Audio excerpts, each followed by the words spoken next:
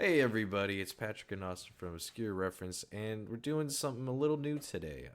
We are going to be talking about the biggest news in gaming from the last recent time. Uh, we love talking about games. We love talking about the biggest things happening in the industry, and we have a lot of thoughts, and we think we have good conversations about them. So, Us thoughts? mm-hmm, Never. we're making you suffer, and we're gonna make you watch it. Um, So yeah, I'm one of your hosts, Patrick, and joining me today is your other illustrious host, Austin. What's going on, bud? Hello. Oh my goodness, it's almost Game Awards time. It's big Woo! time. Big time in the video game world. Big time. Lots of things happening. Some would say, uh, uh, uh, uh, where is it? A regal and inspiring thickness. Mm. We'll get to that though in just a bit. Before we get to some of the big news happening around here, Austin, what have you been playing lately? Okay, so Xbox had, what was that? Maybe 3 weeks ago now? They had their little game preview or whatever. Mm-hmm. Um, Mm-hmm. and one of the trailers they showed was Shard Punk 2. Oh. And and when I saw that trailer, which looks sick, I was like, Mm-hmm. okay, well now I have to play the first one. The sale came The December sale just ended not that long ago. Hopefully, you guys got some good games. And I picked up the first one and started playing that. It's kind of like think XCOM turn-based levels, but shorter, and you do a bunch of them kind of connected like FTL grid wise. So it's Mm-hmm. roguelike, but Mm-hmm. turn-based.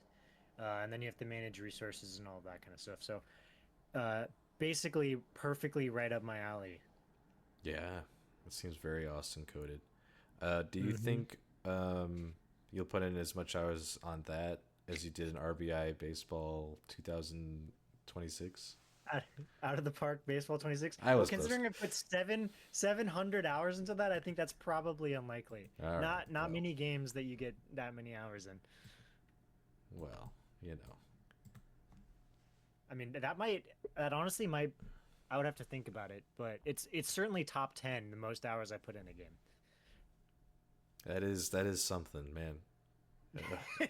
Everyone should have a It's a game like that little for them. Everyone should have a game like that for them. it's Yeah, listen, it's not an addiction. I can stop whenever I want, No, I okay? believe you. I believe you. What about you? What are you playing?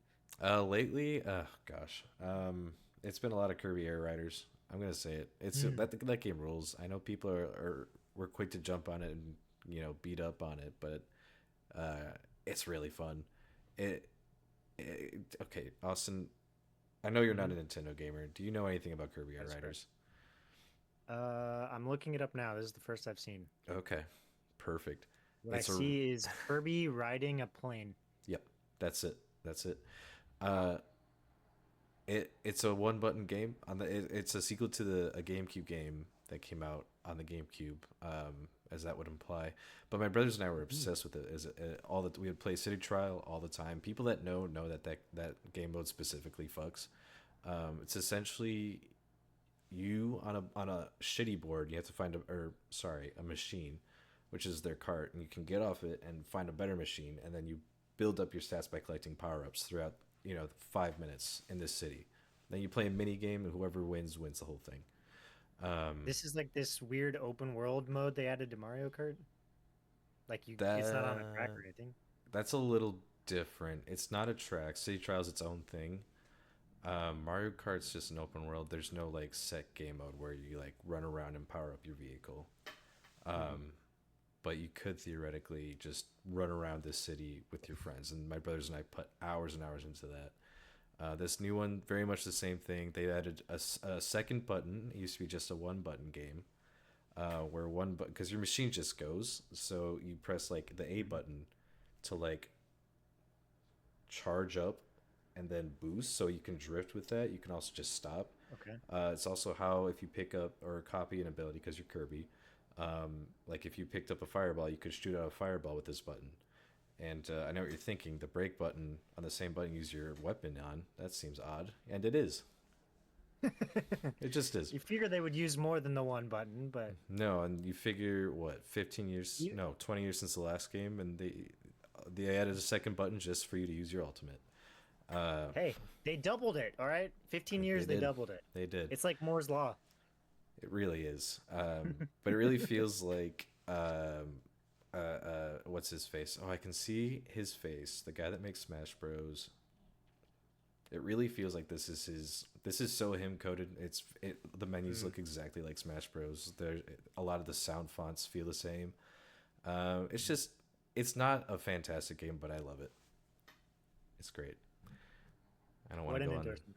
I don't want to go on too long of a diatribe on that. It's people Sure, who sure. know, Mm-hmm. and it's really there to tide me over until Metroid Prime 4 came out, and I haven't played it yet, so we're getting there. Mm. I've been hearing things about that one. I think that's going to be a similar situation where people beat up on it and then realize, no wait, actually this game's actually really fun.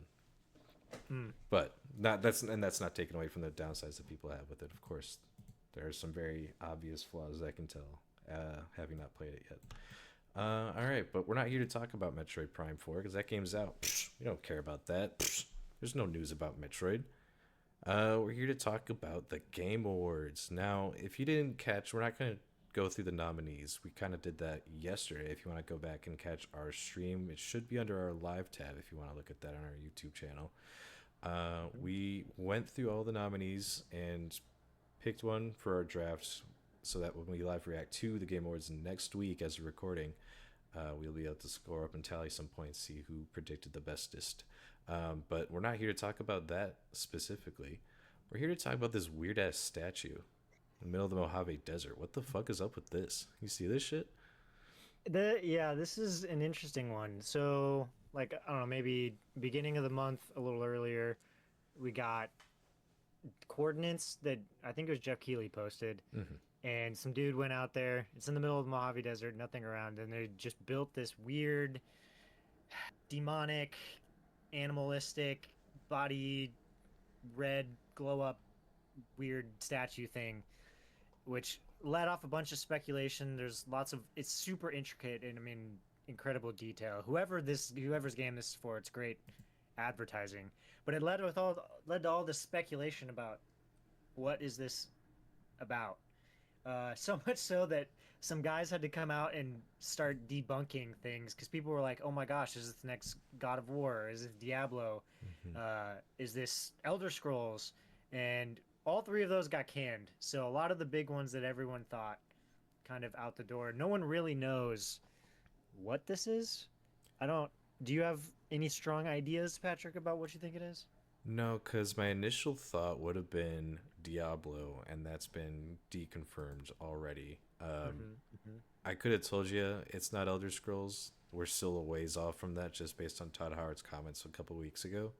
Yeah, yeah. Um, but my initial thought, not my initial thought, after thinking about it a little bit, after hearing it's not God of War. Now, was it Barlog that said that? Yeah. Because I It was know, Jason Schreier for Diablo and right?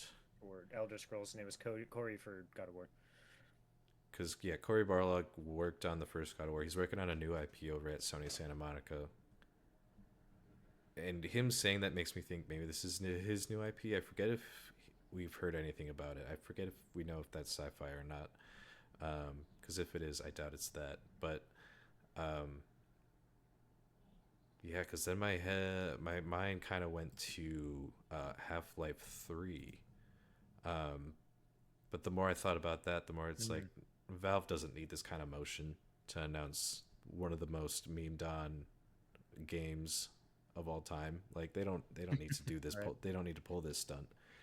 This isn't Valve. It's if they're gonna announce it, they're just gonna drop it at the Game Awards. So I don't think it's that. I'm kind of at a loss. I know when Jason Schreier, or Schreier guy as I like to call him, Mm-hmm. when he posted about it, he said it's not Diablo, but it is something big. And I've seen other people say it's not what you expect. Mm-hmm. So I'm kind of at a loss, is where I'm at. I think, yeah, I. This is like kind of weirdly a cop out, but not necessarily. In that, because of how detailed this is, I think at this point we would know if it was something that already existed and it was a continuation of a franchise in the modern era. Mm-hmm. Uh, we would they would have already figured it out. Like there's this big snake that goes through it and a bear and the armor and there's too many clues that like if it was something popular, we would have already figured it out. So that means to me it's either something brand new from whether it's, you know, Sony or Xbox or something like that, someone that's got money behind it, because this is not cheap or easy. Um, or the other thing I could see is if it's a reboot or something like a sequel to a game from like the 90s or something like that, where the graphics are so old and that this modern, really like I mean, this is obviously real, not a video game, but it would look so different because of the pixelation that it could Hmm. actually follow up something like that. Those are the only two things I can think of. It's got to be one of those. I just don't think it's something that is already out there. Yeah, and I could totally see that. I could totally, because this has been doing numbers. I think this is a Yeah. brilliant marketing move for whoever's doing this. Um, but you posted a tweet that was, you know, kind of summed up all the information. But the image that it used, with like the tendrils out and it's glowing red in the middle of the Hmm. night, really gave me Dead by Daylight vibes. Um, Mm. I don't think it's that, but I also don't Yeah, I think. don't think there are any animals in that, right? That I can think of. Mm, I mean, maybe like an anthropomorphic like gator or something like that. I mean, this doesn't seem like it's that. I think Yeah. the fixins around the statue would kind of deconfirm that almost. I But mean, it looks like a door. It like it's some kind of weird. To me, it looks like a demonic door type hmm deal, and there's like the tendrils or something coming out of it, almost like the entrances to the Upside Down in Stranger Things, where the tendrils come out of it, kind of like that. true. Yeah, I like that that sort of description. And people are quick to point out too that or actually I don't even know if it's by a mesa, but when you hear the words mesa and there's a black statue, Black Mesa, Half Life. So I mean, I'm not the Yeah. only one thinking Half Life. I know some others are too, and especially with all the rumors flying about. I'll get back to that for sure. But yeah, I have no idea what to make of this. Truly, I know some people have tried to say Elden Ring as well, which I don't know enough about, but there's this little like almost triangle piece down like below the hmm circle, and they were trying to like attach that to something in the Elden Ring lore that I don't really know much about, but I it seemed uh tangential at best. It hmm didn't I don't think it was really that. Well, I even wonder because there's a follow up tweet that dropped today at Hmm. 11:22 as of recording. The blank are silent, blank bleeds, new blank stir. Um, I see the word bleeds and I think Bloodborne. I'm a broken man. I admit that. I have seen that speculation today as well after that came out. But they're all like the blanked out words are all like five black rectangle emojis. I don't know if that's like the exact amount of letters or anything. Um, so I don't know. I have no idea what to make of any of this.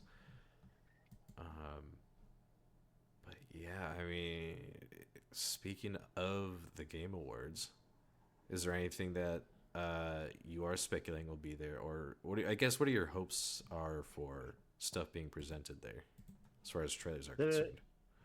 Yeah, the big one that I want to see, and maybe they've already shown a lot of it, but the thing I Yeah. want to see more of is Clockwork Revolution. Mm. Uh, that game looks really good. I'm very That's this year too, if I remember correctly. This So year. that's the one I really, really want to see more of. Mm-hmm. Just because, like, they didn't show a lot of the time stuff. They showed some in the gameplay trailer that they released at, I can't even remember what that was, but It was like Xbox's big show, right? yeah, yeah, June. Wait, yeah, June of 25 at the showcase is when they showed that new trailer. Yeah.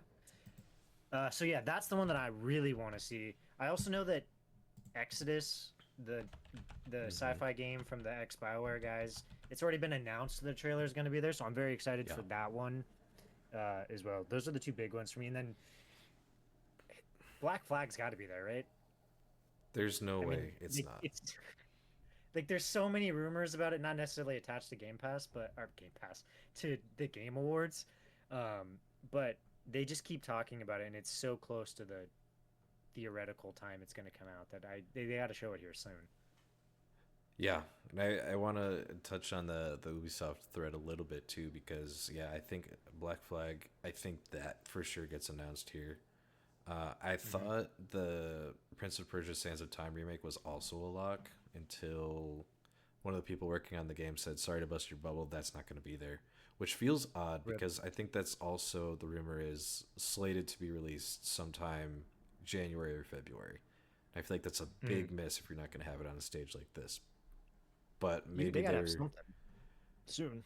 I mean, it's coming out. I mean, we've all the leaks and rumors are saying it's coming out early next year, and I believe that because I think the last time we saw it was a CG trailer from like a year or two ago saying 2026, and I they cannot delay it again. If they delay it again, it's not happening. So Yeah. I don't know when they show that, but I do think Black Flag. If Ubisoft's going to show anything, it's going to be that, and I totally believe that will happen.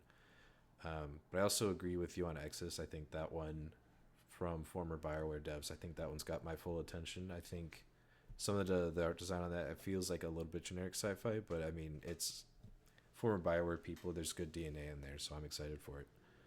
Um, I did like the what was the show called now? The Amazon Prime show where they had the one episode per game. I can't remember, but they had an Exodus I forgot about episode, that. Yeah.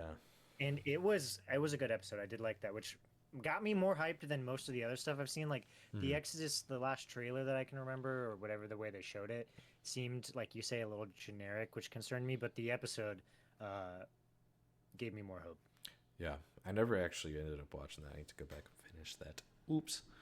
Yeah, you got to Um, see the Pac-Man one. That's so fucking weird. Pac-Man one I did see. That one I kind of fucked with a little bit, not too much, but So weird. it was odd. But yeah, as far as Xbox is concerned, I'm curious to see what we get from them. I know Clockwork Revolution that feels like it should be a lock, but I also don't know. Um, I don't think we have any sort of release window for that. Um, I I feel like, and this is I'll kind of go with a couple of ones that I think aren't going to be there. Like mhm. there's some stuff that I think are just too big for the Game Awards. GTA And comes not to that's mind. not the not yeah, that's not to diminish the Game Awards Hmm. because there it's a great medium to uh, announce stuff. But with Xbox and Bethesda and Sony and they all have their own state of plays and game previews and all of their own stuff. Like they got to Yeah. keep some of these things for that. So like I don't expect to see Witcher. That's too far out. Well, I don't they've expect to confirmed see that too. GTA because that's just too big. Like that Yeah. can do it on its own. I don't expect to see Half-Life 3. I don't think that's Hmm. coming. Interesting. I know that there's rumors, um, but I just don't see it. And I don't know why Steam would need to do it that way. Like they don't this is not their wheelhouse of like do these big announcements for games because one they don't really make games anymore, but Right. also because they don't really need to. They can just put it on their platform. They own the PC market. And Yeah. then like I Yeah. don't expect Elder Scrolls. Like they're not No. that's not something they're going to show here. That's going to Nope. be at an Xbox event. Elder Scrolls is a way off. You're not seeing anything for Elder Scrolls for a while yet. I'm convinced. Can I secretly hope that actual BioWare shows up with Mass Effect after disappointing us like 3 and 7 days in a row? yeah, that's where I start questioning and scratching my head. Like they didn't do anything on N7 Day. Why would they save it for this? I don't know. I hope, because I want it. And when did Veilguard come out? Was that this? No, that was just last year, right? I think. I don't was it? It was that's crazy. This is like the Hades 2 thing from yesterday. Like time is just Oh man, flying. straight up. Yeah, it did come out in 24. That's crazy. So I feel like teeing it up for 26, I think, is the move. If it's ready, of When is it course. coming? Like this is the thing. It's like this is a tangent. We don't need to go down this. Yeah, But we when don't is need it to. coming? It's been years. It's Hmm. years since they announced it. Yep. Yeah, don't get me started. Um, Something that they have confirmed that is coming to that is going to get another look is Resident Evil Requiem. I think that game looks phenomenal. I think a lot of rumors and speculation. Take that for what you will. That Leon Kennedy, the protagonist of Resident Evil 2 and Resident Evil 4, will be revealed as a second playable character. Uh, I because I think that's been leaked. I think that's just out there, but it's not been This is officially the confirmed one by that we Capcom. saw with the nuked out world trailer. Yep, the ruins of Raccoon Okay. City from the end of Resident Evil 3. So, a lot of people think Leon's coming back, and I think this is where we get that. Because if not here, when Capcom? Um, Hmm. and then The other one that we yes, haven't said anything about, Kojima, he's got to be there. I mean, it's the Game Awards. It he'll doesn't be matter if there. he's got something coming or not. He'll be there. He'll be there. Whether because I could see him doing some sort of promo for Death Stranding 2, maybe some sort of DLC. Um, I think I think the rumor is PC port. yes, actually, you're right. I think that did just get an ESRB rating like today or recently.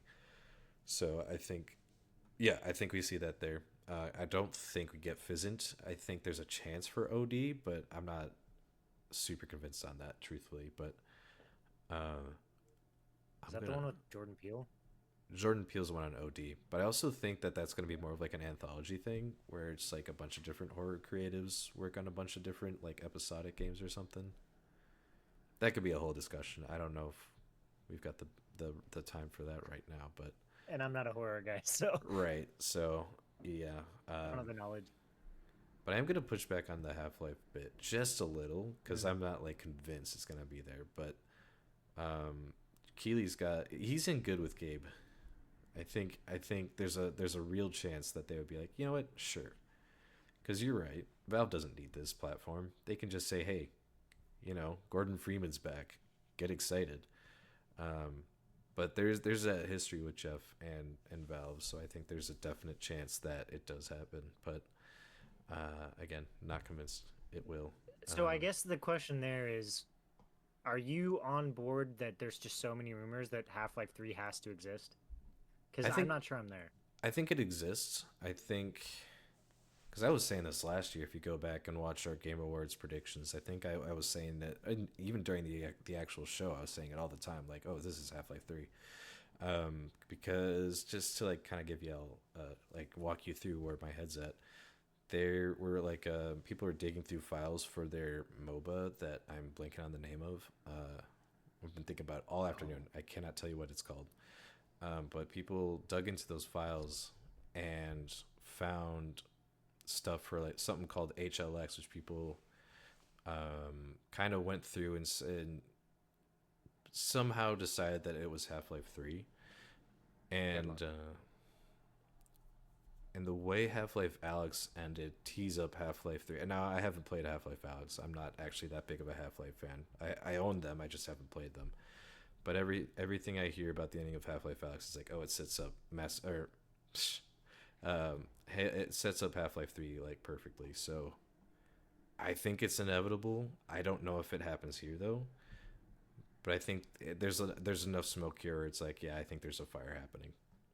And you have a new console Yeah, coming out, it'd be a good launch title. I'm gonna say it. that's probably. I mean, that might be the best evidence of anything there, though. Mm-hmm. I mean, anyway, I there's this weird kind of underlying situation here. Like, I'll draw an analogy. So, in hockey, I'm a Colorado Avalanche fan. Now, notoriously, they used to be the Nordiques in Canada, and ever since they moved to Colorado, there's every year they talk about expansion. They talk about, oh, are they going to bring the Nordiques back? Are they going to bring the Nordiques back? And the problem is, at this point, they make so much money off of the brand of the Nordiques Mm-hmm. without the team actually existing, that it creates this wall that's like, why would I change this when I already basically get the revenue that I would get from the brand anyway, like for the league.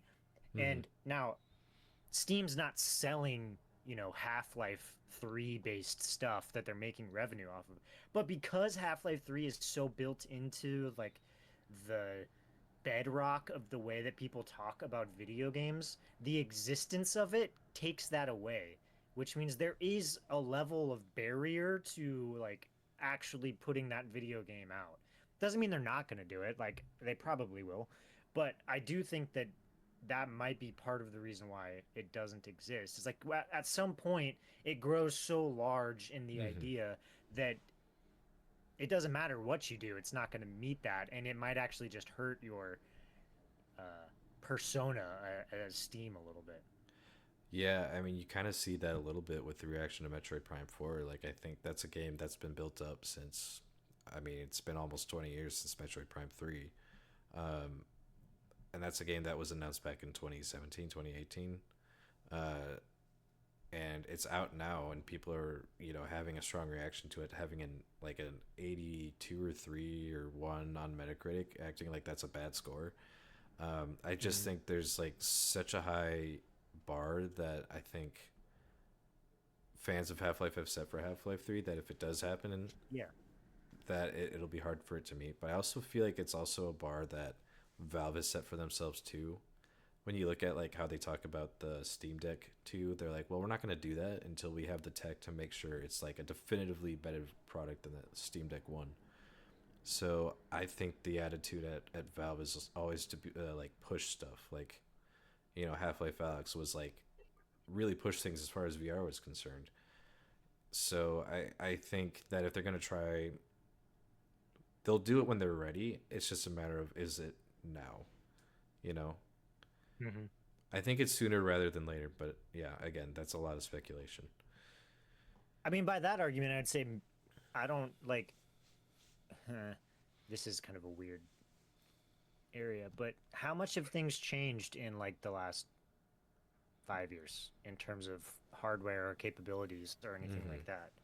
Like, is it better? Absolutely. There's no doubt about it. Yeah. But like we've kind of got past the point of like, going from a PS2 to a PS3 to a PS4, like those are big jumps, right? You're talking 3D graphics, you're talking all sorts of like, I Hmm. mean, I guess even on the PlayStation 2, but you get what I'm saying. Like in this Yeah. period of time, we've had all of these big changes. Like the most recent, really big one, ray tracing. Like I don't know if that is something that's like game changer that makes that come out, right? But Yeah, and it's hard for me to really point to any one thing because I think whatever Valve does would be like, oh, of course, that's brilliant. Why didn't we think of that?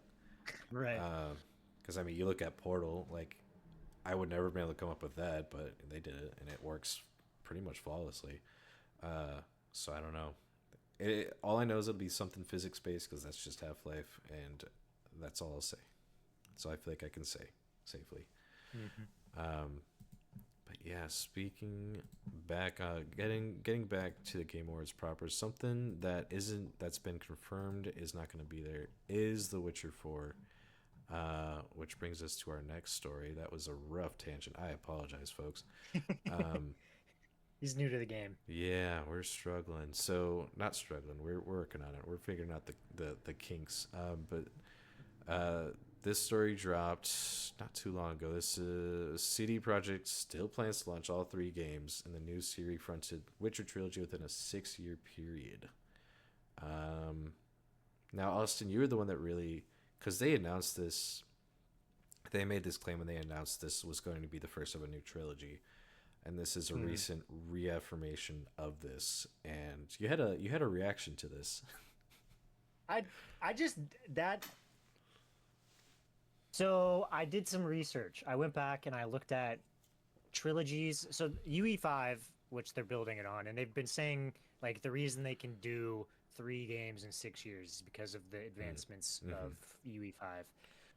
Um, and so I couldn't find any trilogies all on UE5 because it's only been out for like 2 or 3 years or something like that. I think it was 22 or 23. Yeah, Um, something like that. and so I was like, all right, how long did it take to make a lot of the other like big time trilogies like Mass Effect, BioShock, the Batman Arkham trilogy, all that kind of stuff? And it kind of falls like in a 5 to 7 year time period. So from that perspective, I think this is possible. Like my initial thought was, there's no way. Like I just don't think they could do it. Um, but based on that, I'm like, all right, fair enough. Maybe I'm wrong there, and they really can do that. However, something has to go here with this timeline. Like, let's say they speculate 27 is the year that it comes out. So Witcher 4 comes out in 27, and if you give them the full 6 years, Witcher 6 then comes out in 7, 8, 9, 10, 11, 12. Mm-hmm. So 32. Uh, and you place, Witcher 5 in the middle of that, you only really have like a 2 year gap, 2.5 year gap between each of those games. So how do you expand the story, create, new worlds or whatever the case may be, uh, and most importantly, release DLC, which is the part that I think is what we're gonna kind of lose in this. Like, if you think about all of these other series that can do it in a 5, 6, 7 year period, they don't release uh, three massive DLCs to Witcher 3, right? Like, Mm-hmm. over when was the last one that came out? I mean, it was like over a half a decade period at least, right? I can't remember all of the dates that they came out, Ooh, but I couldn't either. it seems to me like what they're gonna have to do is cut back on the DLC. And I don't know, when you come off of Witcher 3 and Blood and Wine being considered maybe the best DLC of all time, that's a kind of a turn of the tables, a shift in the way you think about making this. Because I don't, if you, let's say you release one, you spend a year putting out DLC, are you going to be able to make the next game in a year and a half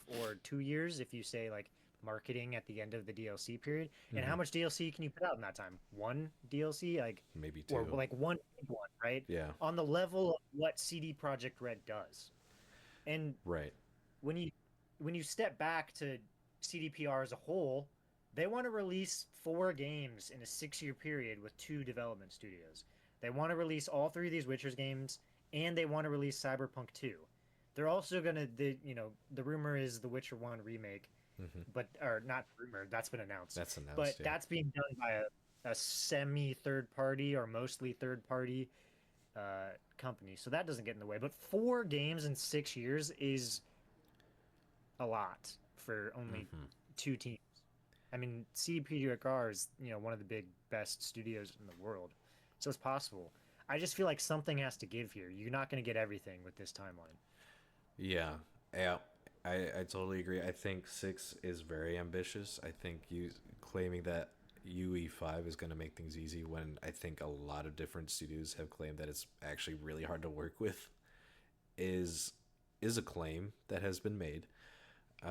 Like you look at I don't know. An easy one for me to compare this situation to would be the Final Fantasy VII remake trilogy. The first one came out in 2020, and they and then the second one came out in 2024, and people say that the third one's coming along nicely, but it's still a bit off. But they claim that they were able to turn this one around so quickly because they use the same system, and they're doing the same thing for the third one, so that we're not waiting forever for the third one. And right there, all right, we're already at a 4 year stretch. Like if we're trying to beat this, 6 year clock, the third one has to come out next year, and that's not happening. So for them to make this claim, they really have to lay the groundwork with this first one. Kind of do what Peter Jackson did with the Lord of the Rings trilogy, where you film it all once and then you just cut it and release them over the next like 4 or 5 years. I don't think that's really doable with a game like The Witcher, with this series as beloved and with well beloved DLC as The Witcher. They're not gonna be able to push. They're not gonna be able to make graphical pushes with each new installment. So I think what you get with The Witcher 4 is what we're gonna have for the whole trilogy. I don't think it's a bad thing. I think Unreal 5 has a way to go, but once people really learn it, I think it'll look really nice. But I don't know how Cyberpunk 2 fits into all this, because I think that's the one they're going to be like, all right, let's push things forward with this. Let's make this the big showpiece. People love the first one. People love the DLC that came with that one. So I think that's going to be our usual CD Projekt Red for, because you're right. There's no way there's DLC for these games in a 6 year period. That just doesn't make sense. It just, yeah, I mean, if you want to go that route, what it means is like there's gonna have to be unless, like, I just, from every, we've not seen it with UE5 where No. there's just like these major improvements. If anything, we've seen the opposite. Like, Mm-hmm. we've seen not graphics in terms of how they look, but on how they run, like just being Right. not That's the big one. not great. Mm-hmm. And we've already got it, with Cyberpunk release and all of that was an issue. But What it means is just like, okay, are all three of these games going to be mostly played in the same areas? So you're reusing a lot of assets? Like, that doesn't sound like CDPR, and it doesn't sound like a great thing across three games. Hmm. Are they going to, like, we're talking maybe not release as much DLC, which I can understand, because the modern wisdom is it's a lot easier to just make, instead of DLC, a second game because, well, people see it a lot more than they do DLC, like the numbers and purchases and all that. Yeah. Um, it's just way easier to just make a second one.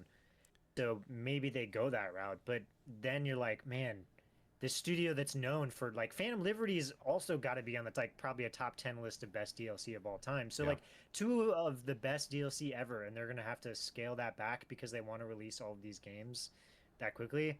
I don't know. I mean, I hope they can do it, and I hope they can fit everything in, and they can do all the DLC, and it'll just be like one blissful 6 to 8 year period, if depending on the DLC for the third game.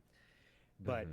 that seems until I until I see it, I'm not going to be able to believe that. Yeah. You could very easily point to trends with DLC that they're doing less and less, and to the point where, like, you look back 20 years, no, maybe not quite 20 years ago, but like 2008, 2009, like through 2011, like games have like at least 3 or 4 DLC packs. We're well past that, I think. I think it is like that big one, like Phantom Liberty, Shadow of the Erd Tree, those kind of expansion packs. Um, and at that point, it's like, yeah, why not just do Witcher 5? Why make, a big DLC? So I don't know. Maybe it's one of those things where they do it and then put the sixth one out within the 6 year period. And then they're like, DLC in year 7. We still made it. Haha, smile. Um, That probably has to be the way to go, without a doubt. I think I personally, I think that's, if they want to do that, that's what they do. But we'll see. We all wait with bated breath for that, as well as Cyberpunk 2 and The Witcher remakes. Um, Something else we might have to wait a while is maybe new PC builds? Question mark. Uh, Have you been thinking about building a new PC? Maybe don't. Here's the problem. I was. So, all right, we're gonna jump over to Reuters. This is kind of a bigger one. Maybe doesn't seem so big, but Micron to exit consumer memory business amid global supply shortage. So, if you've kind of been, not super aware of things going on in the tech industry, especially with regards to AI, a lot of focus and capital is being spent on advanced memory chips used in artificial intelligence data centers. And Yeah, there's just been a supply shortage of essential semiconductors, shares of and so yeah, I'm just gonna read from this article. It does not say who wrote it. I think well, it's just Reuters. Memory chip maker Micron Technology said on Wednesday it will exit its consumer business as it doubles down on advanced memory chips used in artificial intelligence data centers amid a global supply shortage of the essential semiconductors. Effectively, what this means is they see more profit in marketing to the AI data centers as opposed to just making normal RAM for consumers. So they're basically bowing out of that game, which is massive because when you think of who makes these sort of supplies, it's Micron, and I'm trying to think of the other two, but that's it. There's 3 big producers of these things, and one of them is effectively dropping out of that. So expect supply to be extremely limited and prices to go way up. Yeah, which Uh, we're already seeing, right? I mean, yep. like if you see the charts for RAM prices already, they've been going through the roof. This is basically the GPUs again, Yeah. right? Like Hmm. they all of this the GPU prices have been going through the roof. First because of Bitcoin mining, and then because of the AI revolution, it got even worse. Yeah. And now we're just seeing that same thing in RAM, and it's not just because it's like, oh, just build more factories or whatever the case may be, but they can't get the actual parts to make them. And I guess, I mean, what do you do if you're a Micron, right? It's like you make much a much bigger margin on selling these AI chips or Hmm. AI RAM sticks in this case for the data centers. It's like, yeah, they That's kind of have to make that business decision. It just is what it is. mhm. But what that means is uh, higher prices, longer wait times, and sneakily, the thing that everyone's been saying, this is the comeback of the pre-built PC, where Mm, it mhm. with GPU prices and RAM prices going way out of control, you might actually get a better deal, and you don't have to deal with some weird stuff with compatibility sometimes. But the pricing wise, you're gonna probably see a lot better pricing on pre-builts than you do building your own PC. Yeah, that is unfortunately probably the sad truth of it. But yeah, I because you also got to remember too, these sort of supplies and materials are used in just about every sort of electronics. So I mean, expect phone Right. I mean, prices to go up. semiconductors are in everything, right? So Right. Yeah. So expect prices on everything to go up, especially. So if you're looking to get like a Switch 2, a phone, Steam Deck, that's all going up, baby. they Um, talked about that with the Xbox too, thinking they might have to yep. raise the price on that. That's true. Raise I the price on that again. totally forgot about that. Yeah, they definitely said something about that. And that was before this happened, I think, too. So, um, Mm-hmm. I mean, I think eventually, whether it's Micron comes back or a fourth company decides to start making them, like whenever there is the materials to make it, you know, someone will find that. It's not that there's not uh, an opportunity there, right? And as these mhm. RAM prices keep going like this, the opportunity is only there more. Like the Yeah. higher the price goes, the more profit. So some businessman will decide eventually that they want to get in it if they can find a way to get the materials. Hmm. But it's gonna hurt in the meantime. It's going to hurt a hell of a lot. Yeah, demand's going to go up, supply's going to go down. So, yeah, I do think that it is just a temporary thing, kind of like this AI bubble we find ourselves in. I think, unfortunately, as far as AI bubble goes, when that pops, it's going to hurt a lot more. So, yeah, I mean, we'll see. We'll see. It's a Yeah, lot I of. mean it's crazy the amount of money they're pumping into it. That's for sure. Yep. I mean, this company is effectively switching its entire business strategy just to fit the needs of what they think will be a forever thing. And I don't think it will be. Maybe Well, that's I a think hot for take. I don't know. them, no, I mean I'm probably on the same boat as you. I mean, you can't put $80 billion into it forever. Like the No. money just doesn't exist. Whatever. Yeah. That part doesn't matter as much to this. But I just, for them, it's like if the underlying parts that they're making are relatively the same, it doesn't really cost them to go that a ton to go from this back to that if the Hmm. money comes back around the other way, right? So I don't know that it's necessarily super hard for them to kind of come back into it when the money comes back around. So I wouldn't be too worried Sure. about that part of it. Hmm. But the question of do we have the raw materials or the ability to get the raw materials anytime soon, right? Like I don't have a crystal ball, but I'm not gonna imagine this is a 6 month issue. I think it's Yeah. probably longer than that. You're talking about Hmm. years probably, Probably. and the price doesn't mean the price is gonna go like this forever, but through that whole period. But I just don't think that this is gonna change in the short term. Like these guys don't make this like production decisions like that on 6 month time horizons. No. Absolutely not.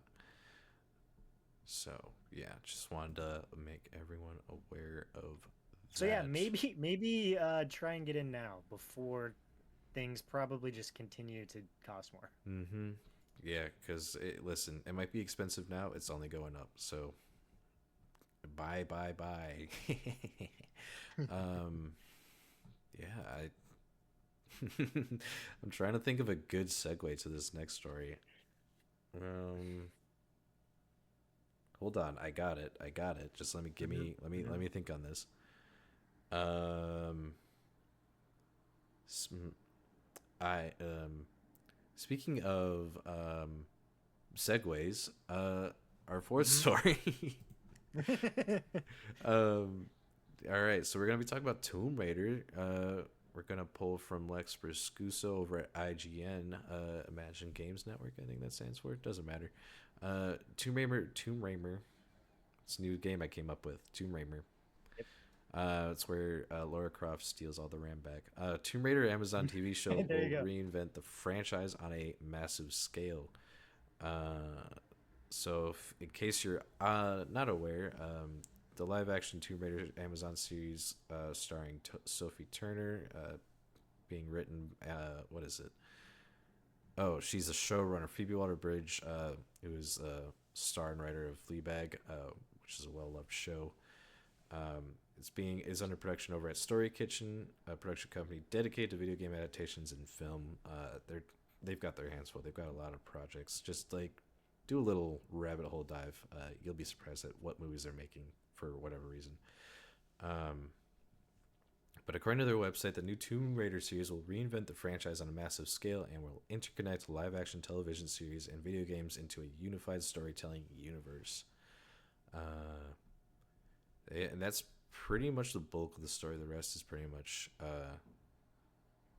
more details about the series, like Jonathan Van Tuliken. I don't know if that's how you say his name. But he worked on the FX series Shogun. He'll direct and serve as executive producer on the series alongside Chad Hodge. And no news on when it's actually dropping. But this is also happening in tangent with a new Tomb Raider game over at Crystal Dynamics that we've heard nothing about. So I don't even know where to start with this, honestly. I think Phoebe Waller-Bridge does good stuff. It's an interesting decision. It's an interesting choice. And after she was just on Indiana Jones, a movie we both liked a lot. No. Oh, shit.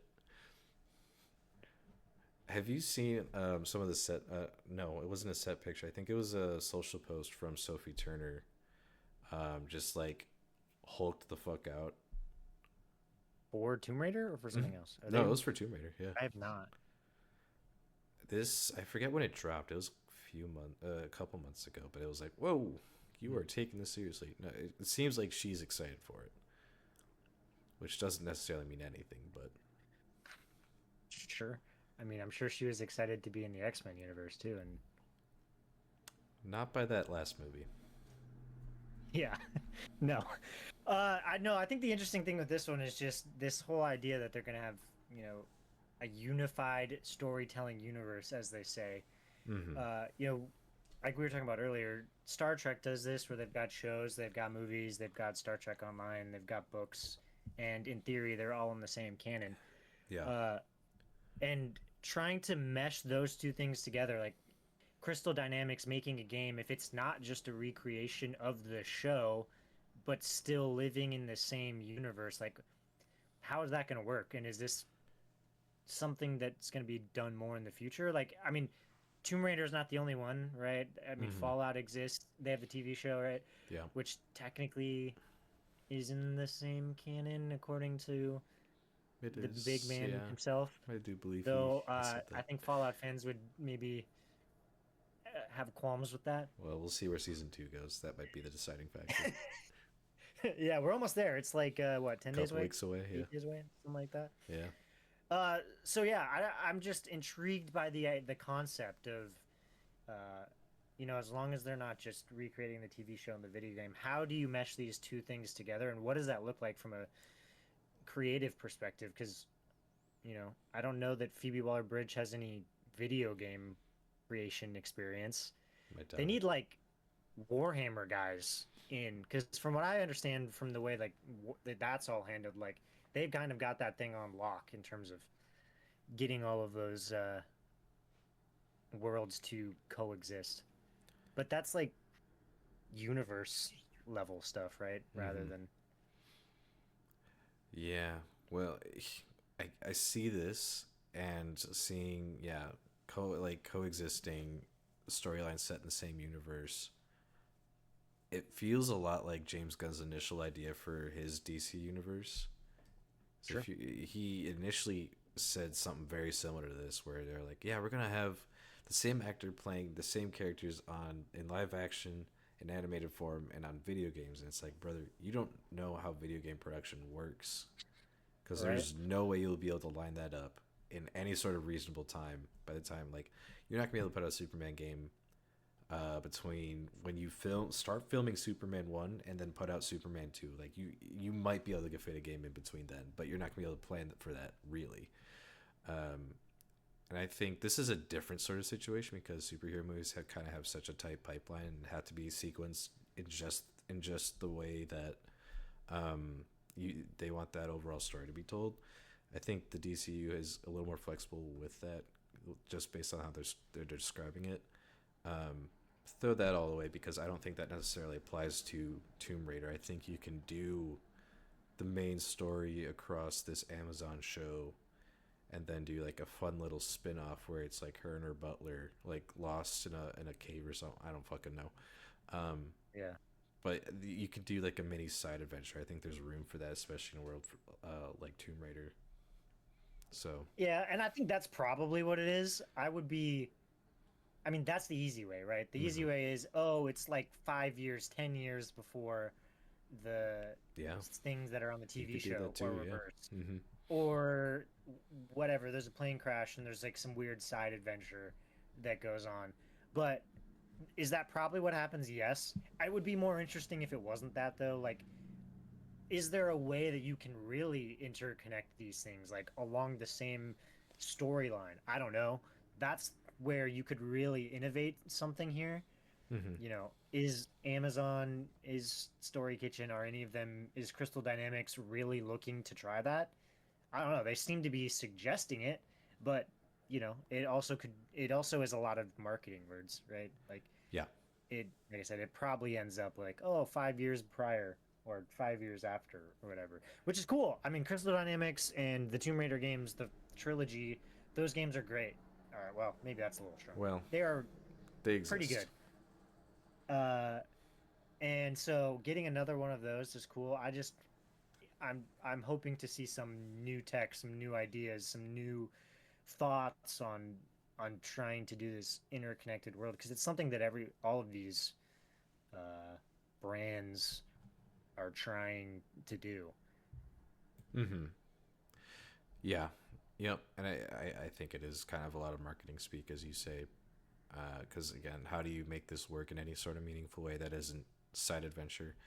It could be one of those things where like, oh, they encounter a villain here that's like, nothing, but his henchman is going to come back in a big way, and that way you can have it tie into the larger story and not have it feel like, oh, but to read this you have to have read that first. So I think you run into that problem when you do something like this, because not everyone's gonna who watches this is gonna be like, I need to play the next Tomb Raider game. Sure. Some people just aren't built like that. And I think even though the main demographic that's going to be looking to this, I think there are two main demographics. It's people that played the games growing up, and then people who watched the Angelina Jolie movie growing up. Um, and those aren't necessarily the same. So, um, yeah, I think it has to be done in a way where it's like this isn't super pivotal, but it does help flesh things out. Um, I am, yeah, I don't know. I keep seeing Crystal Dynamics. I know they're not under Eidos Montreal. I know they just had a bunch of layoffs at Eidos recently, and I can't help but wonder if that affects anything here, but I doubt it. Um, so I don't know. Who knows with the timelines? I mean, in this modern day where it takes 3 years to get 8 episodes of a new show, maybe you could actually get a video game off in the middle of. Possibly, especially with the way, yeah, Amazon does. I mean, any major streamer does it. I mean, there's very. Mm-hmm. I was trying to think. I thought there was an exception. I don't think there is. Um, but speaking of exceptions, no, there's nothing there. I failed you on the segue game again. Speaking of You streamers, had it for a second with the Warner Brothers stuff, and you just kind of missed that connection. speaking of streaming services, all right. So this is the big story. This one just dropped today. This is more about entertainment at large, but this does affect video games. We just don't necessarily know how. But Netflix has agreed to buy Warner Brothers, including game developers behind Mortal Kombat, Hogwarts Legacy. Um, it is. If you're unaware, I'm just going to read a little bit from this article posted by Andy Robinson over at VGC Video Games Chronicle. After weeks of bidding from companies including Comcast and Paramount Skydance, the pair announced a deal worth $82.7 billion in enterprise value on Friday. According to Netflix, the deal brings together two pioneering entertainment businesses, combining Netflix's innovation, global reach, and best-in-class streaming services with Warner Brothers' century-long legacy of world-class storytelling. So some other beats I've seen from this, I don't necessarily know if they're in this article per se, but the Netflix's intent is to keep a lot of the branding for Warner Brothers. They've said that they'll keep HBO Max around. I don't know how true that is or how long that lasts. Um, but yeah, of course, with all this, that does mean it does acquire the WB Games studios. So yeah, like we mentioned before, NetherRealm and Rocksteady, amongst others. Yeah, no real word on what this means for the gaming side of things. They kind of put it in as an afterthought when they were trying to sell themselves, and I don't know if Netflix fully understands that they now have Mortal Kombat, but we'll see. What do you? What are your thoughts on all this? I think it's pretty unlikely that they hold on to WB Games. Mm-hmm. I I do think it's interesting that they'd spend $82 billion to buy the Nemesis system, though. Who would have knew it was that valuable? Don't. Not my joke. Not my joke, but that's a great joke.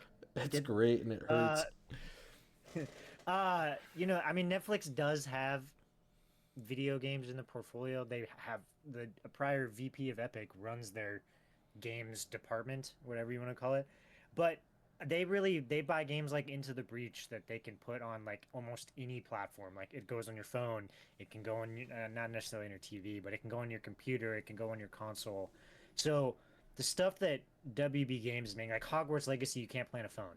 So No. it doesn't really fit what Netflix has going on, and I think it just means it's going to be sold. I mean, the HBO was in Warner Brothers was trying to sell WB Games before they sold everything, and Mm-hmm. I'm just gonna go ahead and say that I think most, if not all if not most of uh, this will just be sold off to someone else because I don't know why Netflix would want it. It doesn't meet with what they've got going on. Yeah, and I'm inclined to agree. Yeah, when I think of Netflix gaming, I can't help but think of all of their hits, like, and which is to say that Netflix, I don't think, knows what they're doing with gaming quite yet. They like Austin mentioned, they do have a former Epic VP in there now, so there's still time for it to turn around. But I don't know if that story includes Rocksteady, the next Arkham game, the next Hogwarts game, or Mortal Kombat. Uh, I could easily see. The one that Yes. could be interesting for them is they own the Lego games now, right? They own TT. Yeah, I think that would include TT. Yes, I do believe so. So that could fit into their portfolio. Like, I mean, I think you can already play like the old Lego Star Wars games on your phone. Yeah. So like that kind of stuff, maybe that stays around. And the thing about TT Games is because they make like all of these brand tie-in Lego games, Mm-hmm. that that fits with like maybe they'll make a Stranger Things Lego game or I could see whatever, that. Yeah. some other uh prominent Lego IP that they own. K-pop Like Demon that Hunters. yeah, they could do all sorts of stuff like that. So that's one that I could see that connects in.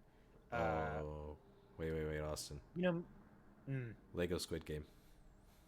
I Take it to don't the know. bank. I don't know. Take it to the bank. I don't know about that one. But yeah, I don't know. Like Batman Arkham, what are they gonna do with that? Like what Hogwarts Legacy? Like they don't even. Well, I guess they own HBO, so they do own like the Harry Mm-hmm. Potter at large Yep. too. But yeah, I don't know how it fits into their portfolio. I think it's the same thing. Like they got the music side of it too, right? And it's like Mm, I don't know that they're gonna hold on to that either. yeah.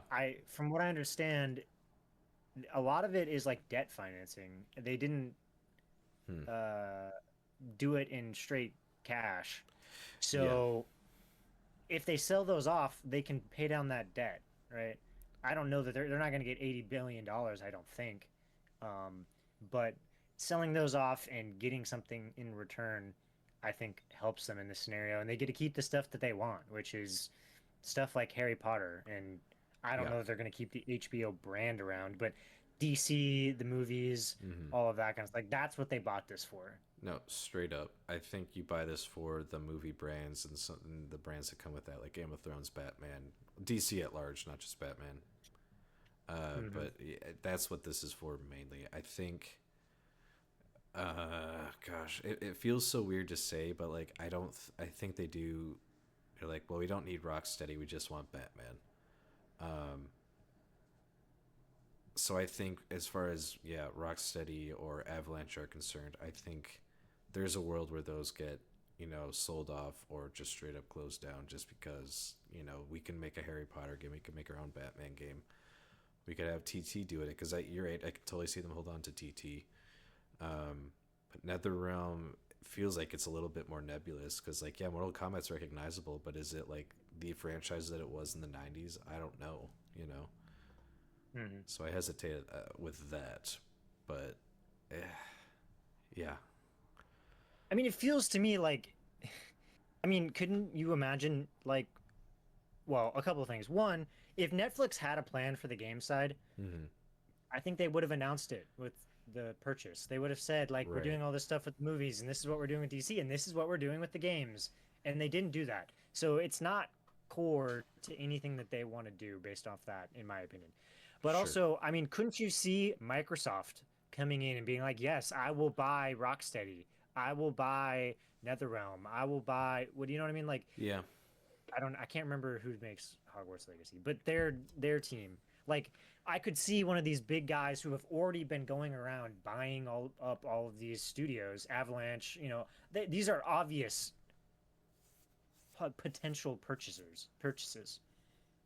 Mm-hmm. Yeah, because gosh, I mean, having the opportunity to pick up another one that's been under Warner Brothers' thumbs for so long, like, you don't really need to look too hard to see that their games are quality. Even if you don't think that Mortal Kombat One is the best Mortal Kombat, it's not. It's fine, um, but even something like Avalanche or Rocksteady, like we haven't had a great Rocksteady game in a long time, but like Arkham Asylum and Arkham City are like two of the like greats when it comes to like superhero IP action games. So what if Mm-hmm. Sony's like, hey, we make superhero games. Why don't you come over here, help out Insomniac or something? Like make a good game for once. Okay. But I don't know, because then it just kind of feels a little bit. I don't know, because I don't like the idea of more smaller studios being consolidated more. Like I know that's how we got where we are. It's where it's how Rocksteady and Avalanche. I don't know actually if those were acquired by WB. I don't actually recall, but um, it feels a little icky. Even though I don't want them to stand under Netflix, it's like, well, do they go somewhere else? Do they go independent? What does this necessarily mean for them? Because I think NetherRealm would be fine on their own. I think they need Mortal Kombat to stay afloat. So it's a matter of do they get the IP with that? Hard to say. I don't know if Netflix would be so willing to part with it because it does still have that recognition, but there's just there's so many question marks here. But I do agree. I don't see Netflix holding on to a lot of these because I think their big focus is smaller games, bite-sized games you can play on your phone. We got Monument Valley 3. We got whatever that Black Mirror game was, and Into the Breach. We're not looking for Hogwarts Legacy 2, um, No. which sounds kind of insane to say out loud because that game is still selling gangbusters. So Yeah. They'll happily take the revenue from it, but I yeah. just don't think they want to manage the creation of those games. I think listen, if there are any Netflix executives out of there, if you only take one thing from this, please, please, please make a Batman Arkham game with the Nemesis system. Oh my god. Someone, for the love of God, it would print money. Do it. I don't know how, if it's Netflix, now that they're the new owners, or if they sell it to whoever they sell it to. Whoever you are, please just put those two things together. Yeah, it's right there. It's right there. Now, of course, this deal still needs to get through some approval. I think the head of Paramount's already lobbying for this to be blocked, so this isn't a sure thing yet. But yeah, lots to come from this. This is still pretty breaking. Yeah, and speaking of breaking our hearts, we're gonna jump into our quick hits section here, just to kind of just some smaller stories we don't have a whole lot to say about, but just feel like it's worth mentioning. I have this tweet. Hold on, where'd it go? Speaking of Mortal Kombat, the segue was right there, and I didn't see it again. Um, I have this post from Ed Boon posted let's see, late last night, December 4th, 11:04. We lost a legend today. Cary-Hiroyuki Tagawa played Shang Tsung in the 1995 Mortal Kombat film and sadly passed away at age 75. We had the privilege of his portrayal in the first MK film, but also as an amazing voice actor in the Mortal Kombat 11 game. He was one of a kind. He combined danger, swagger, and athleticism to his roles and will always be remembered as the man who first brought Shang Tsung to life on film. Rest in peace, your soul is eternal. So, yeah, pretty much that's the story right there. I'm fairly certain he's been in other things too, not just Mortal Kombat. But big video game connection here, obviously Mortal Kombat, but he did reprise his role as Shang Tsung in Mortal Kombat 11 in the DLC. He did the mocap for his character, which I was always just super impressed by. Oh yeah, the 2001 Planet of the Apes. Why does that come up twice for me this week? So yeah, there's a very he's been in a lot of stuff. There's a very good chance you've seen him in something. So, yep. Rest in peace to a legend. We appreciate your work. Now to something just a touch more positive, and by a touch I mean a lot more positive, which is impressive because the file size is not so big. Helldivers. Austin, you want to take this one? Yeah, we just want to give a shout out to Helldivers because in their latest update, they had, I don't know if you call them like I guess a support studio with, what is it, Nixes, Nixxes. Like yeah. They were able to bring the file size of their Helldivers 2 game on PC down from about 154 gigabytes down to 23 gigabytes. 85% smaller. And this is an unfortunate epidemic in the game world right now. The most obvious one being Call of Duty that needs to figure this out. But I just want to give them the shout out to say thank you for doing this, and please other games figure this out because it is out of control, these live service games and the size of the downloads. Yeah, look into this if you want, if you're interested in the technical side of this, because it is really fascinating. I don't want to get into the nitty gritty because I don't fully understand it. But it seems like the only trade-off that you get for this is like a few seconds longer load screens. And if I can just say, yeah, exactly. Like we're so used to in this day of SSDs of no loading screens. I honestly, when I first played Helldivers, every loading screen would have like a tip or like a funny little joke, and I would never be able to read it because it would just load like that. Now we get that back. And funny story about this too. I have this update for Helldivers on Steam, and the problem with updating Helldivers for me is even if the download's only like maybe a gigabyte, it still needs to patch the entire massive game. And because my drive is so full, it takes a lot longer. And this update's been sitting on my Steam queue for about a week now. So every time I start it and leave it be, like maybe 2 or 3 hours can pass, and it's like maybe halfway done. And it's like, I need to go to bed. I'm turning you off. Sorry. Right. So I've recently uninstalled this. I'm going to opt into this beta because you have to opt into the beta, because I was like, why isn't my game smaller? It's still big. You have to opt into the beta, so I'm definitely going to be checking that out. One more quick hit before we wrap up and let you go. Tim Kane's back. Austin, who's Tim Kane? Back. Oh, old school. Like basically from the beginning.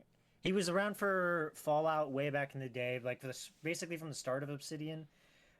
He was there for Fallout 1 and 2 before they gave that up to Bethesda. And he retired for quite a while, and he was doing contracting work and actually helped with Obsidian even on like the release of Outer Worlds 2, and I believe the first one as well. But he's come back to the company now to... Well, we don't know, I guess. He said he's back. He's working on a new project. He didn't announce the project, and he didn't even announce what his role is, you know, whether it's like creative lead or whatever it is that he's doing. But he's found his way back to a company, Obsidian, that's been around since at least the 90s. At least. It's been around a minute, yeah. I mean, it's back. Yeah. I'm trying to remember what other games they've put out. from that time period, and I can't. Um, but yeah, I mean, he's worked at Obsidian before. Like Austin said, he was remote, working part time, or not even part time, just kind of as a consultant. Hmm. But he previously worked on other Obsidian games like South Park and Pillars of Eternity. Um, but he's like the He big was one of the guy. central voices for a long time at Yeah, Obsidian, back in like the absolutely. days that when New Vegas came out and one.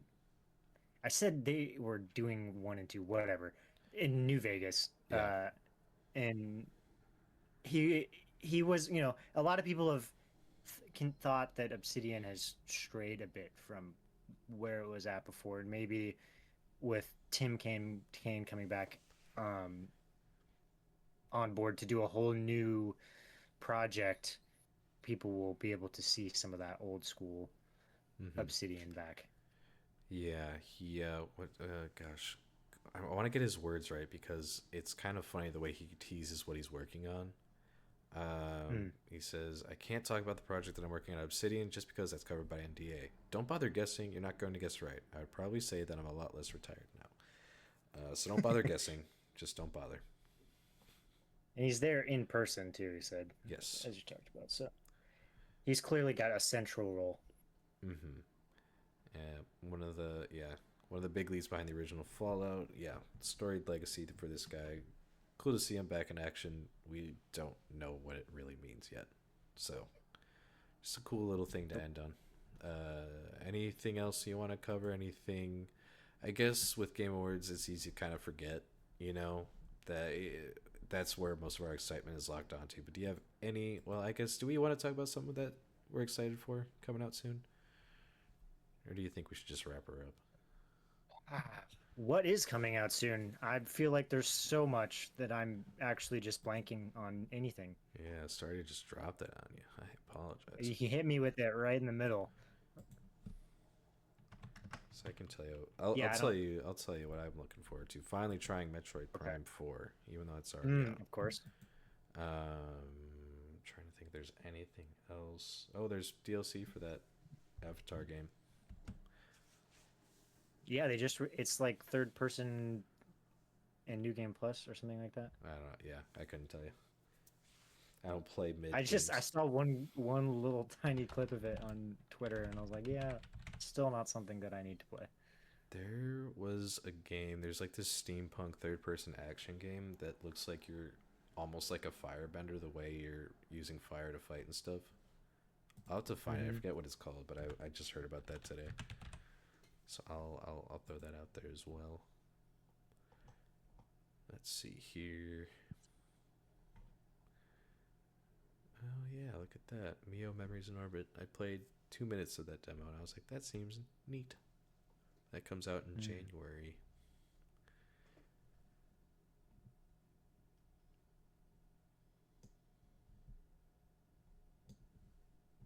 Dude, Mugenics is coming out in February. Wow, we're almost there. That Almost. is a weird ass game. If you guys haven't seen it, it's from Edmund McMillan, who made Binding of Isaac. Oh, that's why it sounds familiar.